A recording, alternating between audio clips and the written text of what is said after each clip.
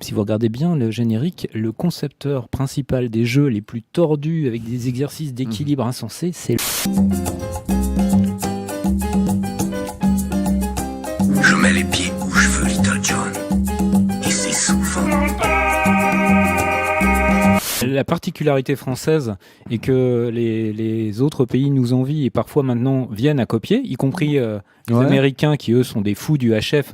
Le premier concept c'était Survivor et c'est une émission très Club Med avec des jeux de plage. Il y a des HF partout, ils ont 40 pistes de HF et tout. D'ailleurs la misère après parce que qu'est-ce que tu fais avec tes rushs et tes 40 pistes, tu vois, c'est l'enfer.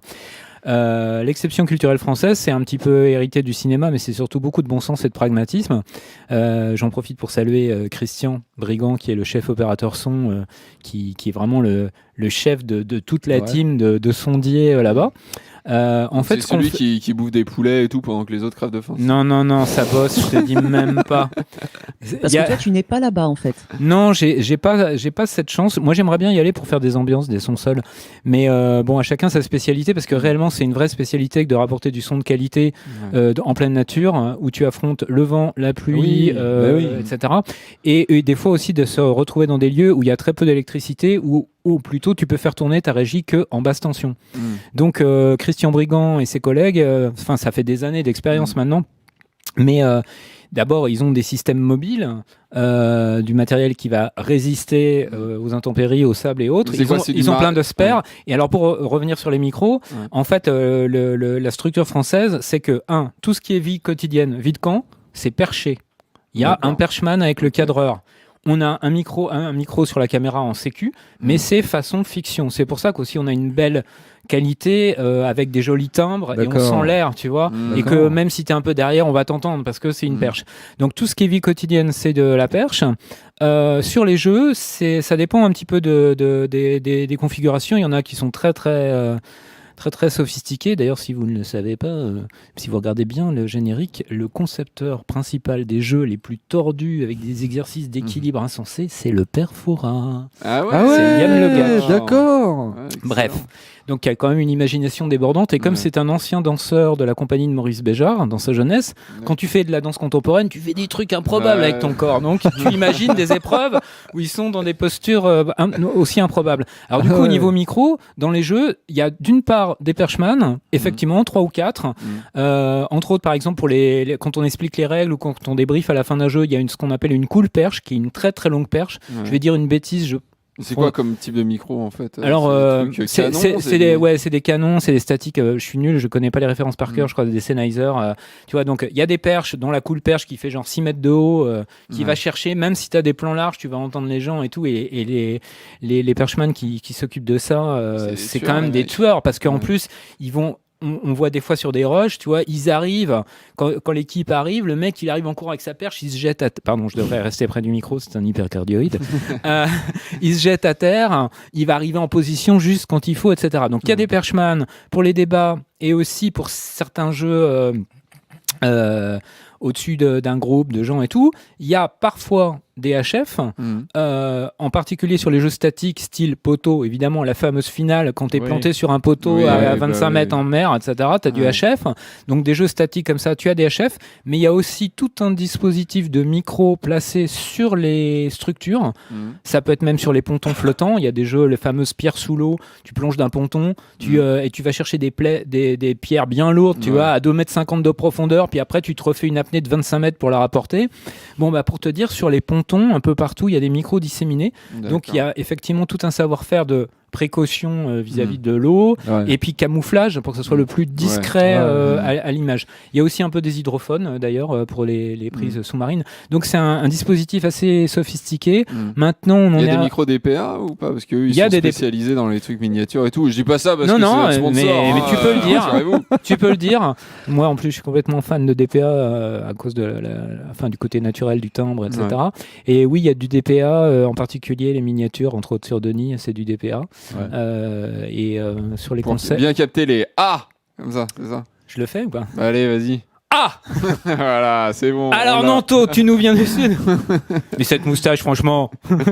Non, mais j'avais une question sur le matos. Et donc on enregistre, juste pour dire, à peu près maintenant, typiquement sur les épreuves sportives, on a 16 pistes de direct. Ouais. Et là, même sur la première émission de la nouvelle série à venir, on a ouvert, j'ai fait 24 pistes. Ah ouais. De diverger. Et derrière, j'ai les musiques et les effets. Alors, ce qu'il faut quand même tout de suite dire, c'est que on me lâche pas comme ça sans filet sur une production comme ça qui est quand même complexe, exigeante. Ouais. On a un certain nombre de moyens parce que c'est une émission très populaire qui ramène beaucoup d'annonceurs à TF1, donc on nous donne quand même des moyens. C'est pas le luxe, il y a des moyens, mais on bosse. C'est pas la rigolade. Mais là, en l'occurrence, une chose qu'on a très peu en télé aujourd'hui, c'est qu'il y a un monteur son qui fait l'interface entre les monteurs images et moi-même. Oui, c'est-à-dire que tout calé. Tout ça. C'est tout. Il fait un travail énorme, Antoine Rosan. Moi, j'ai vraiment envie de le saluer parce que sans lui, je meurs. Le montage est direct, en fait. Comment ? Il fait le montage direct ? Pas seulement, de tout. D'accord. C'est-à-dire les directs. Alors bon, sur la vie de camp, quand tu as 2 pistes ou des fois 4 pistes, il y a 2 cams, bon, ça, c'est pas trop compliqué. Encore que son job, c'est d'une part, effectivement, faire la sélection, muter, activer, désactiver dans le Pro Tools les pistes au plan. Ouais. Et sur les jeux, quand tu as 16 pistes et que ça commute toutes les 4 secondes et que tu passes du micro de ton HF à toi, du micro d'ambiance dans la cuisine, machin, donc il a déjà toute cette énorme préparation parce que en fait, les monteurs, eux, bénéficient d'un mix fait en live par Christian Brigand, le chef opérateur son. Ils s'appuient largement là-dessus pour monter les séquences telles que les jeux. Et de temps en temps, ils vont piquer dans ce qu'on appelle les divergés, donc les pistes individuelles, tu vois. Mais bon, ils font ça, c'est pas leur job et l'outil de montage vidéo Avid Mediacomp n'est pas vraiment adapté au montage son. Tu vois, c'est qui se tape la restauration du coup. Restauration audio, Isotope. C'est toi. Ouais. Alors effectivement, justement, tu utilises Isotope. Oui, bien sûr. Alors effectivement, c'est un programme. En dehors, donc, montage son, il me prépare les directs, il vérifie les montages musique, parce que certains monteurs images ont l'oreille, d'autres pas. Donc, en gros, ils te montrent des trucs complètement à côté des temps, où là, j'ai récupéré des trucs, la tonalité, ils savent pas. Enfin, certains sont super, ils se font très gaffe, d'autres sont moins, ont l'oreille moins sensible, et puis certains, comme d'autres, sont plus touristes, tu vois. Donc, effectivement, c'est bien qu'il y ait un étage tampon de montage son. Sur un autre projet de la même prod qui s'appelle l'Aventure Robinson, là, on n'a pas, c'est moins complexe et il n'y a pas le même budget. Là, je me fais tout. Enfin, même si c'est plutôt bien préparé, je rajoute des ambiances. Alors les ambiances, parce qu'on enregistre des ambiances sur place là depuis 2-3 ans.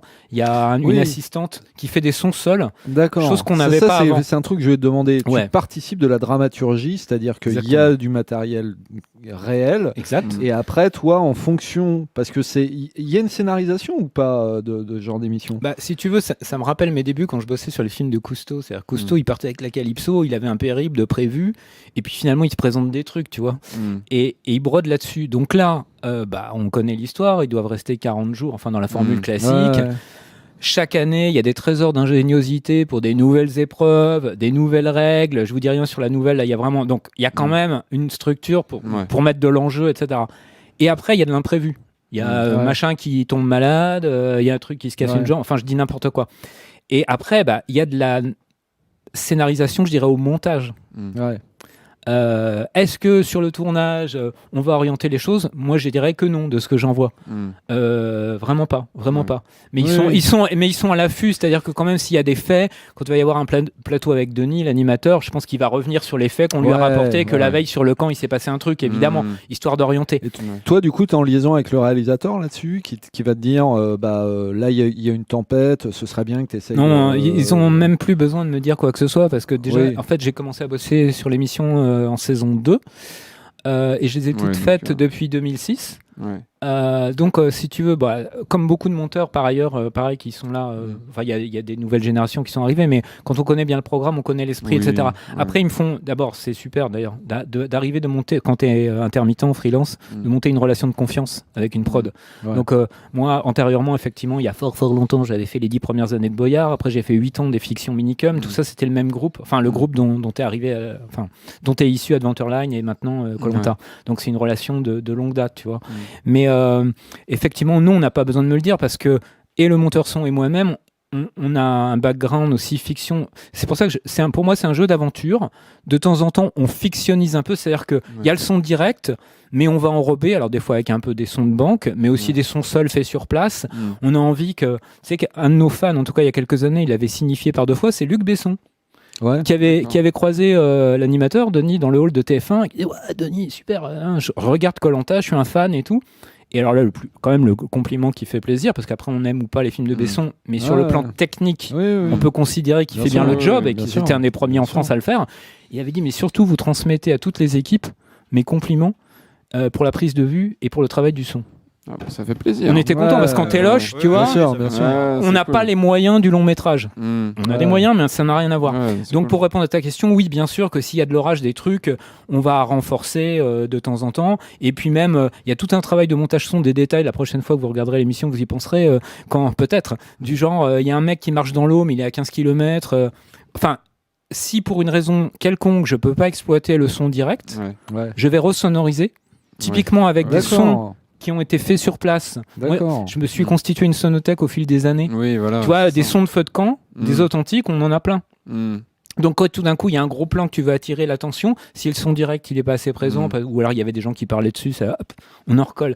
Donc il y a un travail de vraiment de dingo là-dessus. Alors sur le chat on avait une petite question apparemment. On pourra venir sur Isotope et compagnie. En fait il y avait King Chubby qui disait tout à l'heure pour le micro c'est KMR 81.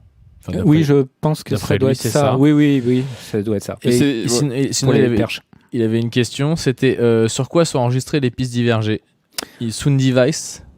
Je pense qu'effectivement, alors pour les jeux, je pense pas dire de bêtises, et sinon Christian Brigand corrigera.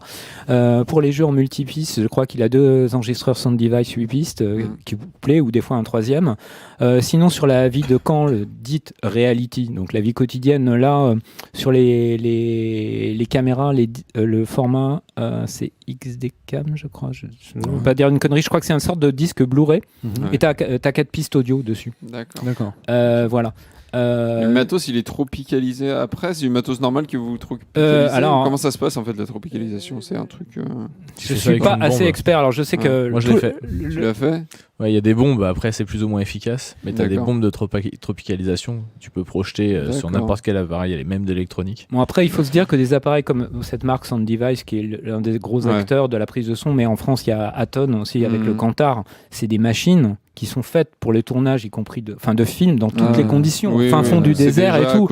Non, mais c'est fait pour que le sable il rentre pas dedans, etc. Tu vois, c'est pas le truc de plateau. Il y a vraiment des outils faits pour ça, avec des gens qui savent s'en servir. Et c'est vrai qu'en même temps, des équipes telles que celle-ci, ils gagnent un savoir-faire, des astuces, des combines. Par exemple, il y a un truc magique, il a pas voulu me dire comment ils font, mais ça m'est arrivé que quelquefois tu as des jeux et tout d'un coup t'as une averse tropicale qui arrive et ça leur tombe sur la tronche, mais vraiment c'est comme au Cinoche. Et t'as Denis qui a son DPA ou son je sais pas quoi planqué dans la chemise qu'on le voit même pas d'ailleurs, tu sais même pas où ils le mettent. Bon, c'est vrai qu'ils sont petits mais quand même. Et je me dis putain, il pleut, ça va être les gouttes d'eau sur le truc, ça va être l'enfer. Et j'en ai pour ainsi dire pas. Alors je sais qu'ils ont fait inventer, je crois, une sorte de bonnette, enfin de protection, mais custom, faite maison. Non, mais un truc genre du style qui doit éclater les gouttes avant qu'elles touchent le micro. Un truc. Et c'est des secrets de fabrication parce que c'est vraiment des métiers d'artisans en fait. Donc, RX alors. Oui, alors les directs. Ouais, qu'est-ce qui. En fait, c'est quoi ton traitement que tu utilises le plus souvent dans RX? Alors, non, mais avant RX, c'est l'EQ. Je les utilise tous et je zappe de l'un à l'autre. Déjà, l'idée, c'est que j'utilise RX que quand il y en a vraiment besoin, évidemment. Par exemple, en 2015, on était en Thaïlande et c'était le pire cauchemar sur Terre. On m'avait annoncé, tu vas souffrir. C'est un coin de la Thaïlande où il y a une densité d'insectes comme j'en ai jamais entendu en 15 ans de Koh-Lanta. Oui, c'est assourdissant. C'est réellement assourdissant. C'est incroyable. J'ai vu des rushs sur le conseil, là où c'est un plateau, tu vois, mais bon, le soir, où Denis demande à un candidat, ça, évidemment, c'est pas monté, parle plus fort, je t'entends pas. Oui. C'est-à-dire que c'est. Mais sur 3 gammes de fréquences, t'as des trucs à 3K, à 5K, à 7K. Et sur l'analyseur, t'as des pics de 15 dB d'insectes. Je me souviens d'avoir vécu en forêt guyanaise. En fait, il y a 1 heure où il y a les oiseaux. Après, il y a 1 heure, c'est les grenouilles. Et après, il y a 1 heure, c'est les insectes. Et c'est vraiment... Et que les 3, au moment où les grenouilles s'y mettent, ou les insectes s'y mettent, oui, si tu parles comme ça à voix normale, tu n'entends pas quoi. Tu n'entends pas. Et au bout d'un moment, tout devient calme. Enfin, tout devient calme. Et après, c'est les bruits de la nuit, mais bien sûr. C'est-à-dire, c'est. On est mieux dans nos villes, hein, quand exactement. Même, hein. Alors justement, bruit de la ville, je vais y venir. Moi, depuis donc 2002 que j'ai commencé, mais en tout cas 2006 où j'ai mixé tous les Koh-Lanta, je peux témoigner la phrase écologique de l'empreinte du bruit de la civilisation humaine sur la nature. C'est-à-dire que plus les années ont passé, plus on est embêté par les bruits de l'activité humaine. Alors les avions, parce que les avions, il suffit qu'il y ait un couloir aérien à 30 km et que le vent il aille dans le bon sens. Voilà. Les avions, les bateaux. Alors les bateaux des locaux en Thaïlande, c'était des petits trucs genre moteur de tondeuse à gazon, refroidissement par air qui fait pet. Alors il passe au large de l'île, tu l'entends 20 minutes avant. Alors des fois, d'ailleurs, quand il y a des interviews, des fois il s'arrêtait quand c'était trop terrible. Et puis après, il met encore 20 minutes à s'éloigner, tu vois. Ouais. Et puis alors après, le fun quand tu mixes ce genre de trucs, c'est que forcément qu'il y a un moment, tu as un bruit de bateau. Mais mettons, l'interview est un peu longue et forcément on coupe, on réduit. Ouais, alors tu démarres ton interview, c'est bien. Puis tout d'un coup, cut comme ça, à l'image, t'as qui t'arrive dans la gueule. Tu peux pas dire je vais le faire rentrer en fondu, tu vois. C'est genre. Donc en fait, c'est vrai que là où je remercie finalement ce programme, c'est que ça m'a tellement appris.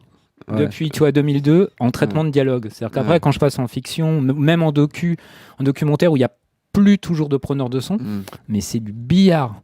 Parce que forcément, tu apprends, tu trouves des combines. Alors déjà, premièrement, il faut commencer par évidemment avoir un égaliseur digne de ce nom. Ouais. Donc pendant longtemps, j'en utilisais plusieurs. C'est-à-dire j'en utilisais un qui mettait en forme les dialogues. C'est-à-dire, bon, déjà couper le vent. Hein, on va filtrer en bas.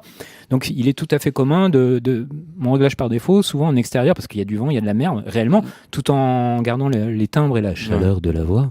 Je filtre à 120, 24 dB octave. Hein. C'est pas honteux. Hein. Et j'ai vu des trucs où c'était l'horreur, où les gens chuchotaient, donc tu remets du gain, tu remontes du vent, tu remontes de la mer, tu coupes à 180, à 200, quoi. Et la voix est timbrée correctement. Tu dis, waouh, comment c'est possible? Donc, pendant longtemps, j'avais un EQ pour mettre en forme, pour me donner un peu de brillance, et derrière un Q, quelque chose de wave, pour les notch filters, donc les bandes étroites pour éliminer les insectes, ou un moteur et autres. Et puis honnêtement, ça fait bien 2 ans, j'ai switché sur un EQ qui finalement maintenant arrive pour moi à tout faire, parce qu'il y a 5 bandes d'EQ plus les filtres, et que j'adore, je l'avais déjà utilisé en musique. Et quand j'ai vu qu'ils ont fait le mapping pour la décommande, parce que je travaille chez Elliott, le prestataire à Boulogne qui nous héberge, il y a une décommande. Par contre, je viens avec tout mon rig, clock, converto, envelope, mon système de monitoring, enfin tout un arsenal. Je viens pour 3-4 mois, donc tu as envie d'être dans des chaussons dans les meilleures conditions possibles. Mais c'est l'EQ. Moi, je suis un fan de l'EQ et Iosis. Non, mais il est super. Il est vraiment magique. Alors déjà, il est transparent. Le premier test que j'ai fait, quand j'ai testé, en tout cas sur ce projet, j'ai pris des dialogues. Et puis par rapport aux EQ de Pro Tools ou d'autres, ou les vieux Waves, qui sont justement vieux et datés, tu dis, qu'est-ce qui se passe? Tu fais la même correction et tu t'aperçois que lui, on venait de passer sur le Pro Tools HDX, ce qui a été un gros progrès en termes de moteur audio et de son. Parce que absence de saturation, merci, parce que le HD, quand tu clippais sur une tranche, parce que c'était un peu chaud dans le rouge, excuse-moi, ça saturait, c'était immonde. Et puis là, il y a une transparence. Et quand j'ai mis les Iosis, j'ai senti, je me dis, oh putain, la transparence du moteur audio de Pro Tools, parce que j'ai un plug là qui ne met pas du grain, qui ne met pas un voile. Donc déjà, la transparence, donc c'est top. Il me sert pour tout. Il me sert sur les musiques parce que je corrige les musiques qui sont faites par différents compositeurs, mais il y a des musiques d'il y a 15 ans, il y a des musiques d'il y a 2 ans. Il y en a qui ont été faites avec des ingé-sons dans les home studios. Donc, il y en a qui sont très bien timbrés. Je leur mets quand même un petit glaçage avec les EQ qui me donnent de l'air et tout, très joli. Et puis, il y en a d'autres, j'ai carrément 50 presets parce qu'il y a des musiques qui sont trop chargées en grave. Le syndrome du truc mixé en home studio où tu as trop de basses, tu vois, et ils l'entendent pas parce qu'ils ont un tout petit haut-parleur. Donc tu calmes le bas, tu remets bon. Donc je m'en sers pour ça, mais je m'en sers pour les dialogues. Et pour les dialogues, effectivement, j'ai vu dans les cas critiques. Maintenant, je peux avoir... il est fabuleux, ce EQ. Tu peux faire des choses très douces pour le timbre, mais tu peux faire du filtre étroit en mode steep, mais tu fais des trucs chirurgicaux, c'est-à-dire que tu fais le moins de dommages collatéraux, quoi. Donc ça m'est arrivé d'avoir 3 bandes de fréquences, 3 bandes de notch justement pour des insectes en Thaïlande, et derrière je peux reprendre. Enfin, donc voilà, j'utilise les EQ. En plus, honnêtement, il m'a sauvé parce que on a des moyens, mais en fait, on te demande toujours, c'est une tendance, je pense générale, de faire plus dans le même temps. Donc, comment tu fais ? L'EQ m'a fait gagner 20 à 25% de productivité, pour parler des langages d'économistes. Parce que le plus gros travail quand même du mix de Koh-Lanta, c'est quand même de travailler sur les dialogues. Même si après, je mets en beauté les effets, les tambours, je mets plus ou moins de reverb, je mets des trucs, enfin bon. Mais c'est le gros du travail. Et le fait qu'il a une puissance de travail formidable, que je fais tout dans un plug, et surtout, il y a des fonctions comme, tu sais, tu peux mettre en solo une bande de fréquence. Tu fais shift, tu cliques sur la bande de fréquence. Alors tu sais que ton bruit de moteur de Zodiac, au fond, il est vers 180, mais tu sais pas exactement. Tu passes en solo, tu scannes, paf, tu l'entends. Pareil pour l'insecte. C'est magique. Et t'as plus qu'à inverser ton... Exactement, sans compter que tu sais, il y a un display, un analyseur intégré, mais ça on l'a dans beaucoup d'EQ. Sauf que déjà il est très fidèle, et quand tu t'arrêtes, t'as encore l'empreinte. Genre s'il y a un pic d'un insecte, tu le vois. Donc, ok, tu t'arrêtes, parce que, c'est un programme où je fais beaucoup d'automation de plug à l'arrêt. Un peu comme le type qui fait l'étalonnage image. Le gars qui fait la correction des couleurs d'image, il va travailler plan par plan, il applique sur tel plan parce que la caméra est un peu verte ou machin, tu vois, un réglage, il l'applique comme un flash, quoi, comme un snapshot. Et sur le travail d'EQ, de ce genre de programme où ça change constamment, selon les lieux, c'est pas un mix linéaire dans la continuité. La grosse difficulté quand même de ce genre de boulot dans le mix télé un peu sophistiqué, c'est qu'en mix musique, tu as une guitare rythmique, ok, elle aura le même son, normalement, sur tout le morceau. Là, sur une piste de dialogue, tu as des dialogues, surtout sur une émission d'1h50, 2h, qui ont été pris dans des conditions complètement différentes. On a pris le cul dans l'eau, au bord de la plage, au fond de la jungle, enfin, tu vois, rien à voir. Donc, tu changes d'EQ. La compression, ça suit aussi derrière. Donc, en fait, je fais des sélections et j'applique directement dessus, tu vois. Et c'est vrai que le fait de voir à l'arrêt que là, il y a une pointe, une fréquence indésirable, je m'arrête, j'enclenche en mode notch, filter, machin, je creuse, j'écoute, mais je sais déjà que c'est bon, quoi. Donc, l'Eiosis fait le gros du boulot. Et effectivement, j'utilise la suite Isotope RX parce que c'est quand même ce qu'il y a de plus performant en termes de rapport qualité-prix. On n'a pas le prix d'un Cedar, toi, qui apparemment est la Rolls. Et je les utilise presque tous. Évidemment, des noisers, des clickers, des crackles aussi, et puis des clippers parfois. Et le Spectral Reaper. Alors, et les outils d'Audionamics, pardon, je te coupe. Les outils d'Audionamics qui sont spécialisés dans le dialogue, est-ce que tu as eu l'occasion de les utiliser ? Je n'ai malheureusement pas eu l'occasion. Alors, c'est vrai qu'en post-prod, quand tu travailles pour une prod qui elle-même est hébergée chez un prestataire, souvent, on essaye d'utiliser les plugins qui sont dans les stations. On peut demander, par exemple, la licence d'Eiosis, je l'ai fait acheter par la prod, faut pas blaguer. J'ai eu, je sais plus quelle demande auprès d'Eliott. Oui, j'avais essayé et j'adore sur les directs le Pro compresseur, David. Il est vraiment à découvrir. Je pense qu'ils l'ont piqué au console Phonics. C'est un compresseur vraiment génial. Je suis en mode smart et j'ai ça sur tous mes dialogues ou des fois sur les musiques. Voilà. Mais effectivement, je n'ai pas essayé ces produits-là. Je serais très très curieux. Mais ceci dit, Isotope est très répandu, c'est vrai. Vu l'utilisateur que tu es, je pense que tu devrais te manifester, en tout cas auprès des gens d'Isotope, qui seraient ravis de te compter parmi leurs bêta-testeurs, parce que, j'allais dire, les problématiques que tu as à gérer sont très en fait, l'intérêt quand je dis qu'on apprend beaucoup sur ce genre de projet, c'est qu'on apprend à utiliser les produits tels qu'ils ont été... ceux pourquoi ils ont été prévus, mais aussi on trouve des astuces. C'est-à-dire que par exemple, si tout d'un coup j'ai une nana qui a une chuintante épouvantable, je vais pas mettre un DSR machin. Alors d'ailleurs j'ai le DSR Eiosis sur mon bus dialogue, soit dit en passant, parce qu'il me fait bien le job. Comme truc moyen, tu vois, j'ai ça en permanence avec un certain réglage. Mais le c'est un truc infernal. Tout d'un coup, ça peut t'arracher la tronche. Ça peut être lié parce que les perchman qui travaillent sur le reality sont quand même reliés en liaison HF aux caméras. Donc des fois, là c'est de la HF analogique, Sennheiser, il y a des traitements du signal qui font des choses vraiment bizarres. Et la meilleure solution quand c'est ponctuel et une intervention chirurgicale, je prends le Spectral Reaper. Tu vois tout de suite la tâche. C'est entre 2800 et 3200, les gars, le che.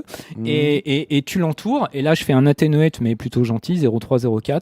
Et tu gardes le che normal, mais tu n'as plus de problème. Et sinon, tu oublies. Donc, le Spectral Reaper, il me sert à ça. Évidemment, il peut me servir à genre, il y en a un qui a cogné juste au milieu d'un truc. Voilà.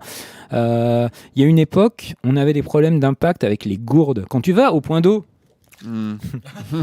c'est bien, je vais faire un micro DPA. DPA très solide. Quand tu vas au point d'eau avec une gourde en aluminium, plutôt avec plein de gourdes, et qui tintinabulent, qui s'entrechoquent, bling bling bling, jusqu'à ce que je demande expressément, dites, vous allez me les garnir de silicone et de tissu pour que ça arrête de faire ce barouf épouvantable. Pendant des années, j'avais la séquence, on va au point d'eau à 2 et on va comploter pour savoir qui on va essayer de sortir, etc. Et t'as les gourdes en alu qui font gling, gling, gling, gling. Donc les gens chuchotent et t'as gling, gling, gling.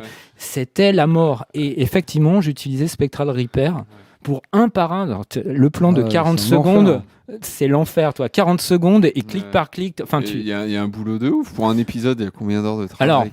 Alors, le monteur son, si je dis pas de bêtises, travaille déjà 3 jours de prépa. D'accord. Et moi, j'ai typiquement 5 jours de montage son, mixage. Ouais. Bon, c'est quand même une émission qui fait entre 1h45 et 2 heures. C'est un long métrage un peu. Hein.